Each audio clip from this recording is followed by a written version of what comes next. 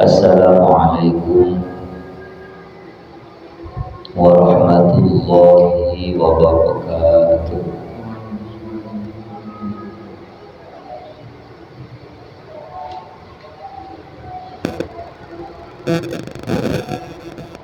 Al-Fatihah.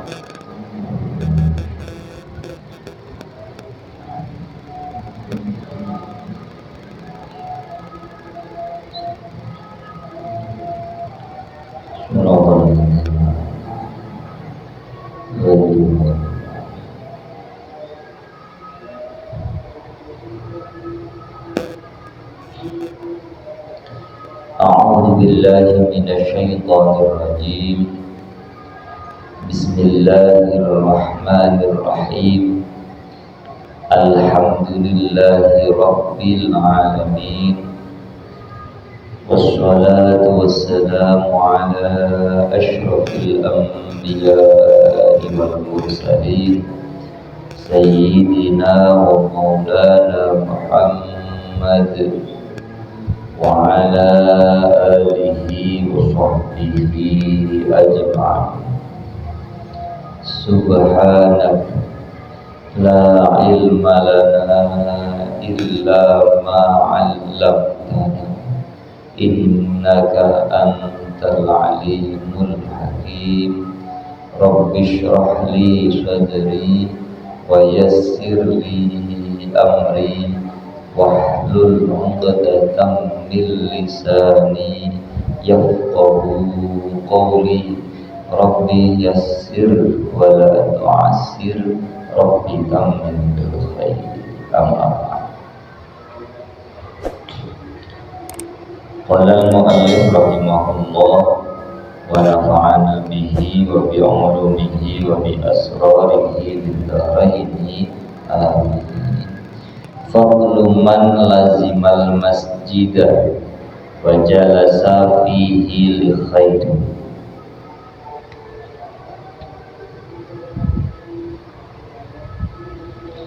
Utawi iki iku fadluman, utawi iki iku keutamaane wong lazima kang netepi sapa man, lazima yalzam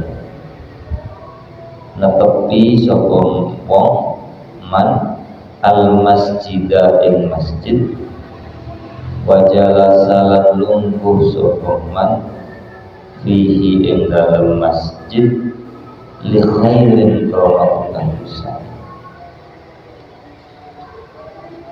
An Abi Hurairah diriwayataken saking sahabat Sayyidina Abi Hurairah radhiyallahu anhu. Qala dawu sapa an-nabiyyu kanjeng Nabi sallallahu alaihi wasallam, sab'atun yudhilluhumullahu ila akhirih. Indahu sab'atun yudhilluhumullahu fi dhillih ila akhirih. Sab'atun utawi wong itu,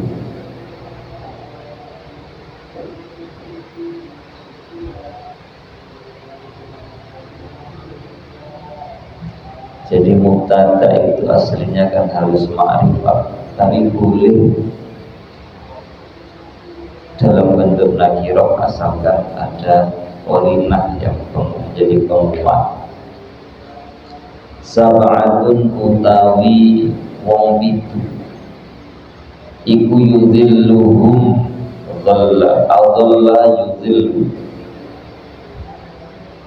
dhalla yudhillu, jadi adalla yudhillu af'ala yuf'il, berarti ini fi'il bina lafidh makrun. Iku yudhilluhum ngayup-ngayupi, memberikan perlindungan. Iku yudhilluhum ngayup-ngayupi ing sab'ah, memberikan ayub-ayub, memberikan peneduh ing sab'ah sapa Allahu Gusti Allah. fi zillihi ing dalem ayub-ayubane Allah. Yauma la zilla ing dalem dinane ora ana ayub-ayub iku maujud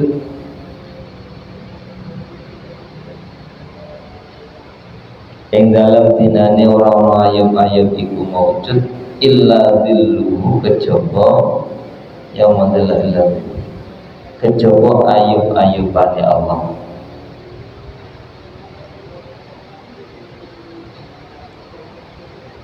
Ada 7 golongan, bukan hanya 7 orang, 7 kelompok, 7 golongan yang di akhirat nanti pada saat semua manusia dikumpulkan di mahsyar, tempat terbuka yang sangat luas, yang datar luas sekali, dan tidak ada bangunan atau apapun yang ada di atasnya. Semua tanah kosong berwarna putih. Yauma tubaddalul ardu ghairal ardi. Jadi nanti akan ada setelah hari kebangkitan itu semua manusia dikumpulkan di namanya mahsyar. Mahsyar itu tempat, jadi isim makan, tempat dikumpulkannya seluruh makhluk Allah, terutama manusia dan jin, mulai dari zaman Nabi Adam sampai kiamat. Nah, ini setelah dibangkitkan dari alam kubur, yaitu setelah adanya trompet kedua dari malaikat Israfil. Tempat itu sangat panas, sangat tidak nyaman untuk ditinggali. Anggaplah kita membayangkan koyok nang tengah-tengah gunung pasir. Setiap atau kemanapun arah mata memandang, yang tampak hanya hamparan tanah kosong, tidak ada tempat untuk berteduh, sekedar pohon kecil saja tidak ada sama sekali. Semua dikumpulkan di situ, lalu dibiarkan oleh Allah. Di dalam hadis atau dalam kitab dijelaskan, waktu itu terjadi selama 40 tahun. Gak diapa-apa.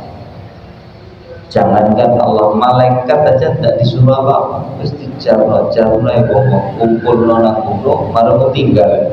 Nah, gitu saya kumpulkan jadi satu di situ, lalu tinggal, biarkan.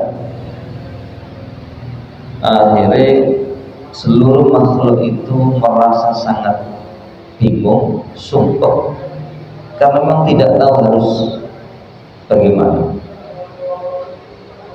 Padahal kondisi mereka ketika dibangkitkan itu sesuai dengan amal perbuatannya. Ada yang bangkit dalam kondisi wajahnya atau kepalanya menjadi kepala babi atau anjing. Ada yang bangkit itu jalannya terbalik, kaki di atas, tangan di bawah. Ada yang bangkit dari alam kubur kondisi lidahnya terjuntai sampai ke tanah, perutnya membuncit, membesar. Ada macam-macam sesuai dengan amal perbuatannya. Termasuk juga ada orang yang dibangkitkan dari alam kubur nanti yaumul ba'ats itu dalam keadaan rapi, bersih, harum, wangi, ya, harum, kemudian bersinar. Yang laki-laki tampak sangat tampan, yang perempuan tampak sangat cantik, macam-macam. Nah, dari kondisi yang seperti itu sampai kemudian, karena bagi mereka yang tidak mendapat perlindungan dari Allah itu merasa amat sangat tersiksa. Ibaratnya sampean misalnya di sekolah, ya, ada pengumuman dari kantor seluruh siswa itu jam 11 siang atau jam 10 siang guys. Ada pengumuman dari kepala sekolah, seluruh siswa harap berkumpul di lapangan, di kantor, di depan kantor, di lapangan terbuka, sangat panas saat itu. Mari kumpul kabeh di Jarno. Tidak ada guru satupun yang mendatangi para siswa, tidak ada yang ngasih tahu informasi ada apa, untuk apa disuruh kumpul, sampai jam berapa kumpulnya. Kondisinya harus baris siap, ya, tidak kemudian saling santai-santai. Kondisinya dalam kondisi berbaris siap, ibaratnya mau upacara, tapi dibiarkan. Padahal itu siang-siang panas-panas, kan bingung sekali. Keringetan kabeh gak karu-karuan. Saking bingungnya, sampai ada orang begini, daripada dibiarkan seperti ini, lebih baik segera putuskan nasib kami. Seandainya pun nanti keputusannya saya masuk neraka, tidak apa-apa. Sampai kalau gak arun rokok wani ngomong, ya, kalau gak arun rokok, sampai daripada saya dibiarkan seperti ini, gak jelas nasibnya, sementara di sini keadaannya sangat-sangat menyedihkan, tidak nyaman. Lebih baik segera putuskan. Allah segera putuskan nasib kami, mau surga ya silakan, mau neraka silakan, daripada seperti ini. Sampai begitu, saking support. Dan itu berlangsung 40 tahun. Ingat, 40 tahunnya bukan 40 tahun dunia, tapi 40 tahun akhirat. Wa inna yawman 'inda rabbika ka'alfi sanatin mimma ta'udun. Sehari di sana itu sama dengan 1000 tahun di dunia. Berarti tinggal mengalihkan. Saya mungkin petang puluh, berapa lama, amat sangat lama, dibiarkan terlunta-lunta, tidak jelas nasibnya. Itu terjadi. Nah, dalam kondisi yang sangat mengenaskan itu, ada 7 kelompok, 7 golongan orang yang tidak mengalami nasib menyedihkan, yang nasibnya sangat menyenangkan. Ibaratnya kalau upacara gitu, pejabat-pejabat yang duduk di bawah tenda, bahkan ada AC-nya dan seperti itu. Yang lain suruh upacara panas-panas gitu ya, sampai siang panas-panas, pejabat-pejabat enak-enaknya duduk di bawah tenda. Wis gak melu upacara, lungguh ning sore tenda, masih ada hidangannya ditambah AC dan sebagainya. Gitu ya. Seperti itu. Kenapa pejabat istimewa? Ya karena mereka punya tugas, ya, punya tugas dari kenegaraan, sehingga punya keistimewaan. Ya, tapi nanti Allah juga akan memberikan privilege atau apa ya, keistimewaan kepada 7 golongan ini, di mana mereka akan mendapatkan naungan, perlindungan dari Allah. Menurut penjelasan ulama, zillullah itu apa?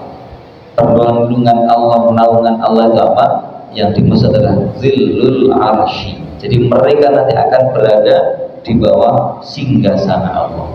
Arsy-nya Allah itu lebih luas daripada seluruh langit dan bumi. Itu arsy-nya Allah. Tapi yang menempati hanya 7 golongan ini. Ya berapa jumlahnya per golongan ya tidak tahu. Ya, ada yang banyak, ada yang sedikit. Tapi mestinya lebih sedikit daripada yang tidak mendapatkan perlindungan. Itu mesti jumlahnya itu mesti lebih sedikit. Ibarat lomba yang juara itu ya mesti lebih sedikit daripada seluruh peserta lomba. Nah, itu ya. Dan ini keistimewaan yang luar biasa. Yang lain kepanasan, dia ada kepanasan, berada di ruang ber-AC dengan fasilitas yang sangat nyaman, hidangannya menyenangkan, lezat-lezat dan seterusnya. Beda dengan yang di luar tenda.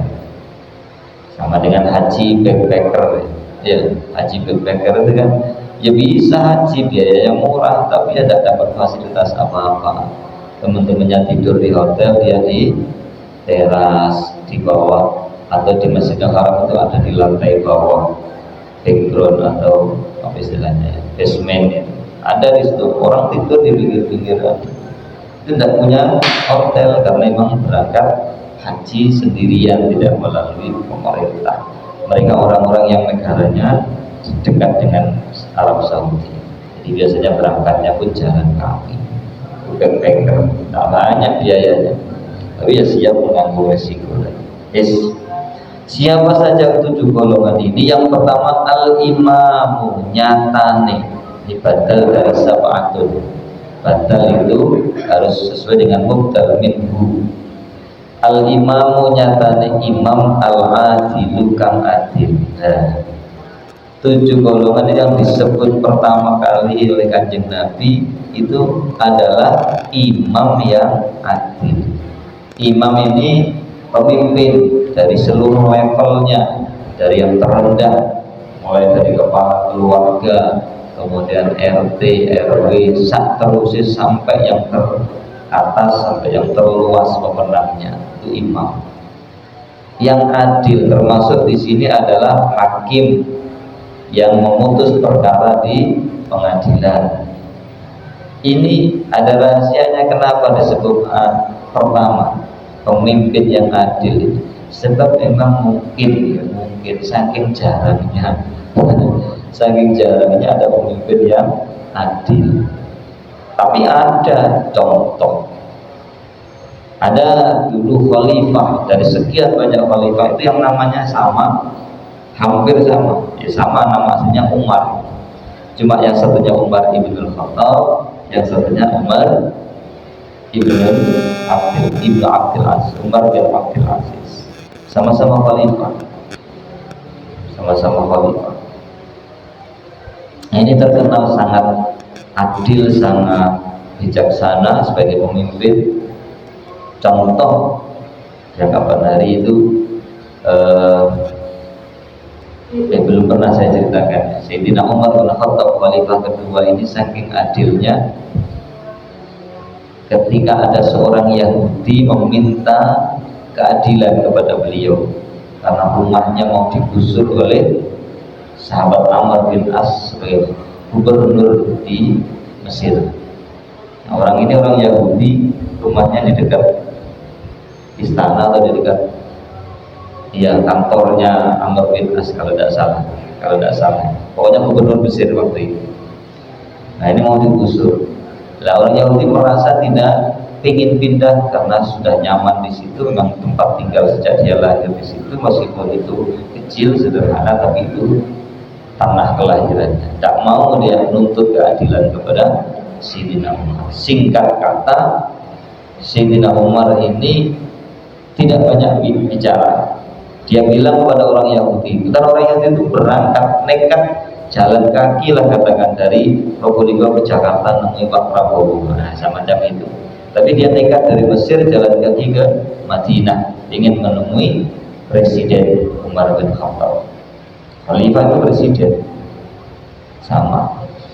Setelah ketemu, diceritakanlah semuanya. Ini singkat cerita, kalau ceritanya panjang. Singkat cerita, dia sampaikan keluh kesahnya kepada Presiden tentang ketidakadilan yang dia terima. Beliau mendengar cerita ini, Sayyidina Umar tidak banyak bicara. Dia langsung nyuruh orang itu tolong carikan tulang unta lah, pokoknya apa sih tulang. Si orang Yahudi juga heran, ya butuh keadilan, minta keadilan, kok malah disuruh nyari tulang, apa maksudnya? Wes pokoknya nyari aja. Setelah cari ketemu, lalu oleh Sayyidina Umar tulang itu digaris pakai pedang. Wes kasihkan ini kepada gubernur Mesir, bilang ini dari saya, dari presiden. Loh, ini maksudnya apa? Sudah, sama tidak usah tanya, dia akan paham nanti, gubernur akan paham dengan maksud saya.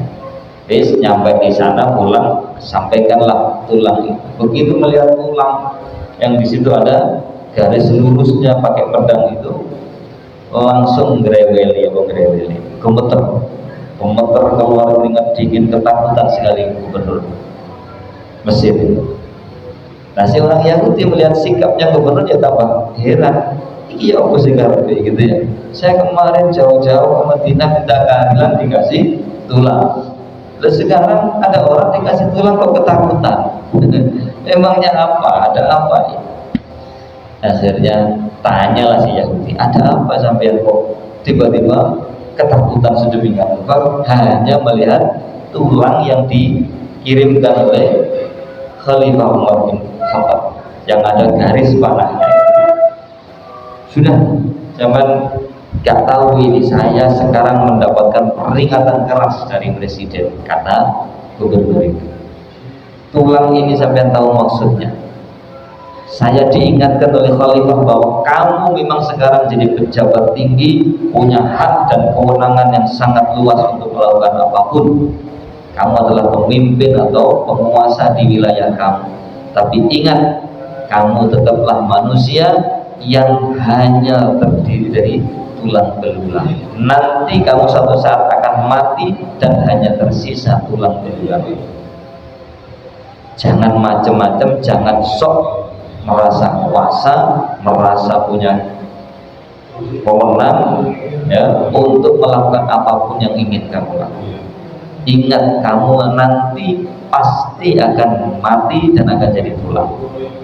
Dan ketika kamu nanti jadi tulang, barulah keadilan Allah akan ditegakkan lurus persis dengan garis pedang yang saya gariskan.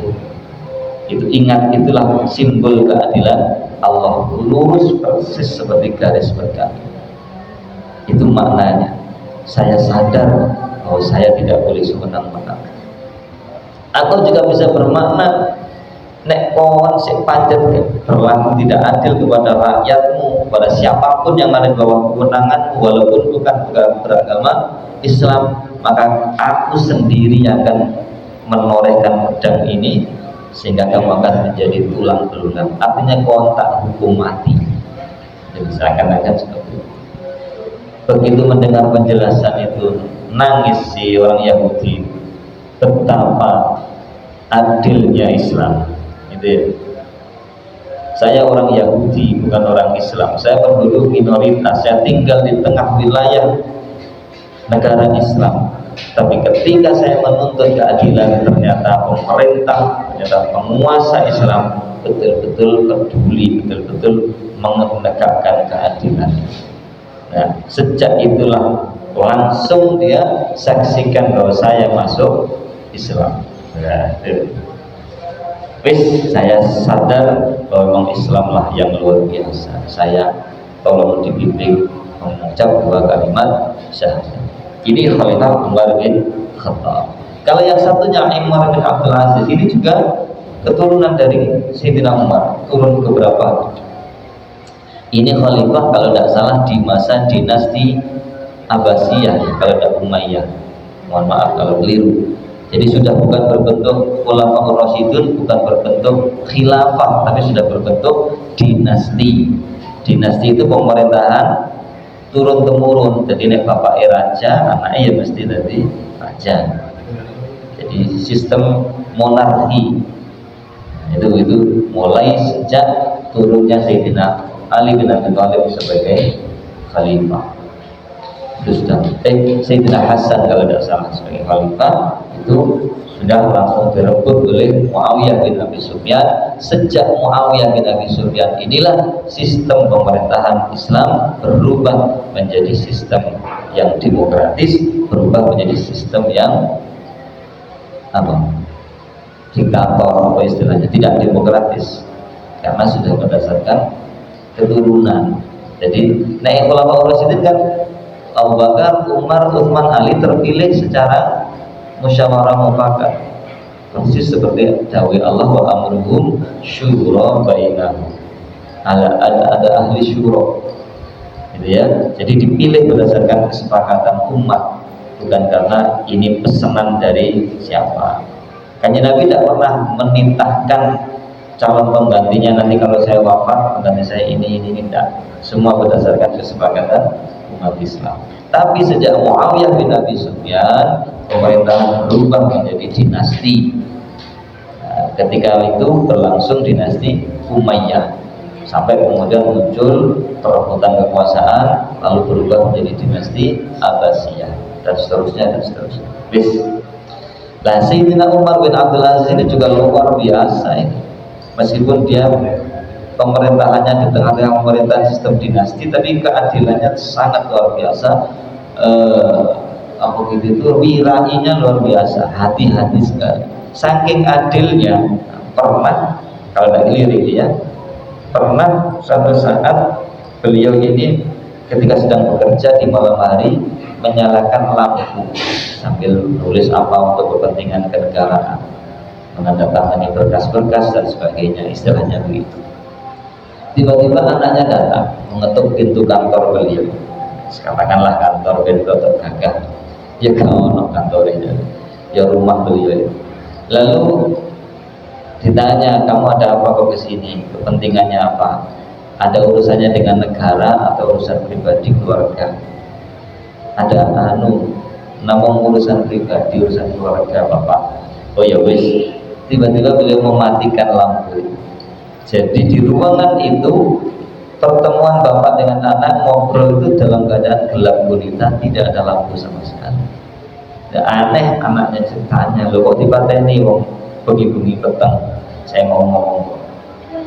Kamu tadi kan bilang ini urusan pribadi, urusan keluarga. Ya sudah, lampu ini saya matikan karena lampu ini dan minyaknya dibeli dari uang negara, digunakan untuk kepentingan negara dan bangsa, kepentingan masyarakat umum. Kamu kesini atas nama pribadi sebagai anak saya, maka kamu tidak berhak menggunakan lampu ini. Paten. Padahal piro regane lampu templok, lampu apa ya, lampu timbar kecil itu. Piro regane minyak. Bandingkan dengan mobil pejabat yang dibuat riwari di hari tidak dinas, di hari tidak ada hari kerja, syarat-syarat hari minggu libur, kayak melancar ngambil itu.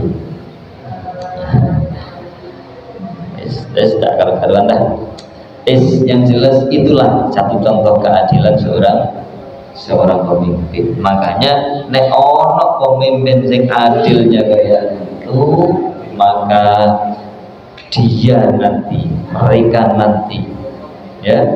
mereka nanti akan mendapatkan perlindungan dari Allah. Kalau hakim pengadilan itu ada, tapi beliau sudah almarhum,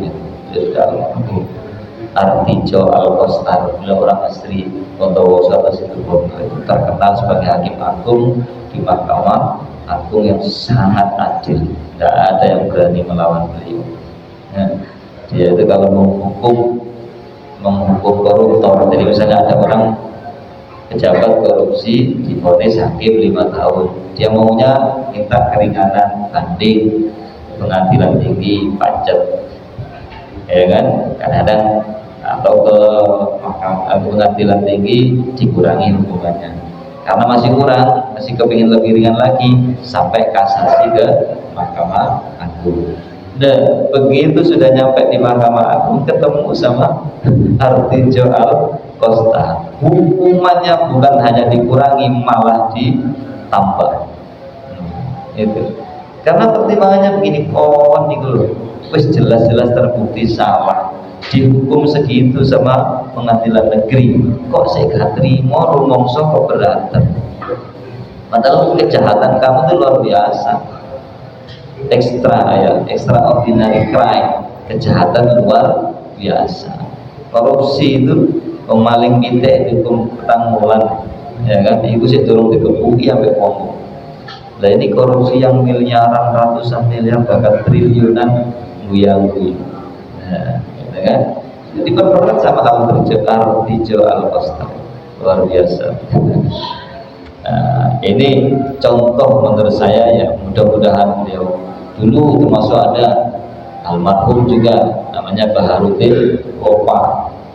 Ini juga hakim agung yang luar biasa pemberani, adil, tegas, tapi nasibnya mengenaskan karena menurut isunya itu beliau meninggal diracun karena beliau tidak mau menuruti kemauan orang yang ingin mencari ketidakbenaran itu. akhirnya beliau diracun, meninggalnya di Mekah waktu haji atau umroh. Konon itu katanya diracun. Ya itu risiko. Tapi insya Allah orang-orang seperti ini adalah orang-orang yang akan mendapatkan kemuliaan di akhirat. Gitu ya. Mungkin itu dulu penjelasannya, ini panjang lebar, hadisnya juga panjang. Mudah-mudahan kita semua ya walaupun tidak bisa meniru 100% berbuat adil. Ini penting untuk kita terapkan. Dahului Allah, wala yajrimannakum syana'an qaumin ala alla ta'dilu i'dilu huwa aqrabu lit-taqwa. Tetaplah berbuat adil kepada siapapun meskipun kamu punya masalah. Kamu tidak senang kepada orang itu, tapi karena kamu pemimpin. Nah, makanya jadi pemimpin itu bagi semua, bukan wakil partai, bukan petugas partai.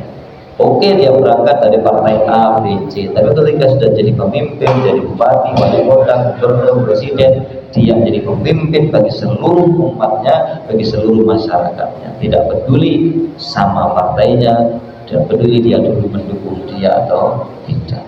Nah, ini namanya adil. Tidak tegas kepada siapapun yang menjadi naungannya. Mudah-mudahan kita bisa mengamalkan. Amin Allahumma amin. Wallahu a'lam bishawab. Al-Fatihah. Alhamdulillah. Iyyaka na'budu.